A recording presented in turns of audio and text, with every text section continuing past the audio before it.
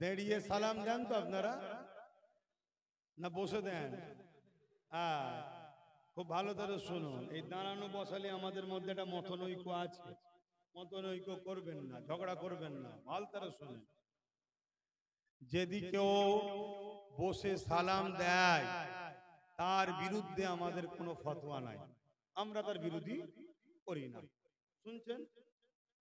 সে তার নবীকে কিভাবে সালাম দেবে সে তার নবীর কাছে জবাব দেবে। কথা বুঝে আসছে?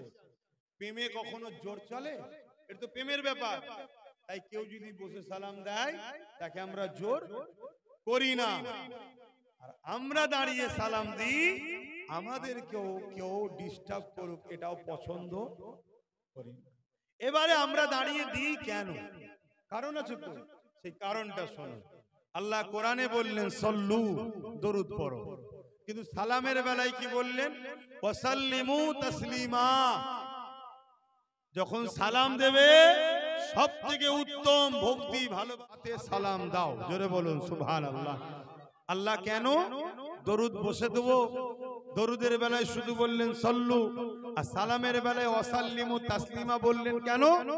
আল্লাহ পাক বললেন দরুদ পড়লে নেকি হয়, নেকি আমার ফারিস্তারা লিখবে, আর সালাম দিলে আমার দোস্ত পেয়ারা নবী তোদের সালামের জবাব দেবে। ওটা আদবের সাথে লে। জোরে বলুন সুবহানাল্লাহ, আরো জোরে বলুন সুবহানাল্লাহ।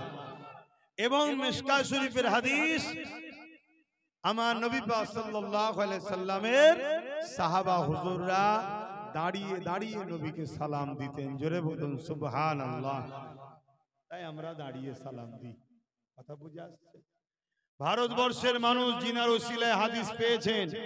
আব্দুল আজিজ মুহাদ্দিস দেলবি, শাহ ওলিউল্লাহ মুহাদ্দিস দেলবি, আব্দুর রহিম মুহাদ্দিস দেলবি, ইনারা সব দাঁড়িয়ে দাঁড়িয়ে সালাম দিয়েছে। জোরে বলুন সুবহানাল্লাহ।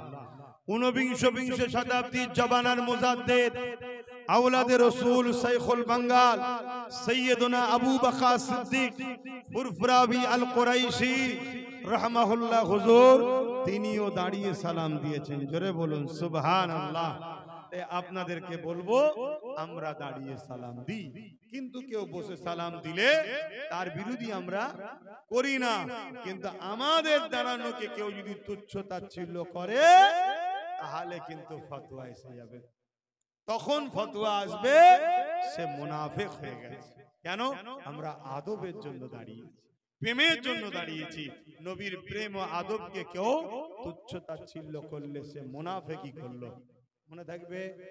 আসেন যারা দূরে দূরে আছেন, রোদ তো কমে গেছে, ভেতরে তো ঠান্ডাই আছে, একটু এক জায়গায় হয়ে যান।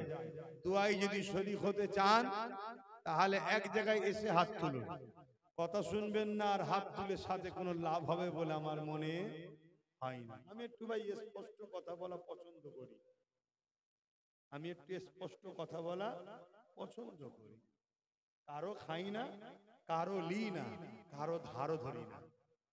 আল্লাহর খাই, আল্লাহ দেয়লি, আল্লাহর জমিনে বাস করি।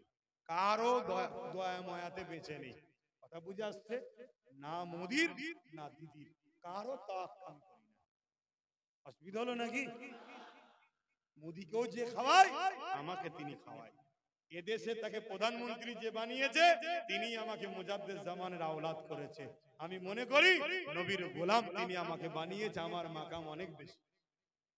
কথা বুঝছেন না বোঝেন না?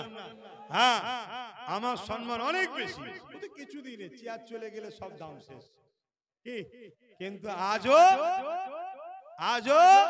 দাদা হুজুরের কাছে কোটি কোটি লোক যাচ্ছে, চেয়ারের জন্য নয়, মোস্তফার গোলাম ছিল তাই।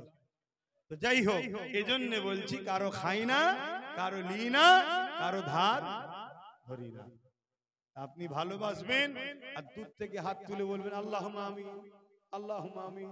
যার সাথে হাত তুলে মিলিয়েছেন তার কথা শুনছেন না, এই হাত মিলিয়ে কি লাভ? প্রত্যেকে ঘরেই দুপুরবেলা ভাত খেয়ে কম্বল মুড়ি দিয়ে বা বেডশিট মুড়ি দিয়ে ঘুমোলে একটু জানটা আরাম হতো। কি বলছেন? তাই তো নাকি? এই যে কমিটিকে জিজ্ঞেস করছি, কমিটি তো সোজা হয়ে দাঁড়িয়ে রয়ে গেছে, আছে তো নাকি লেড়িয়ে দেখো। এইবার বুঝে যাচ্ছে আছে।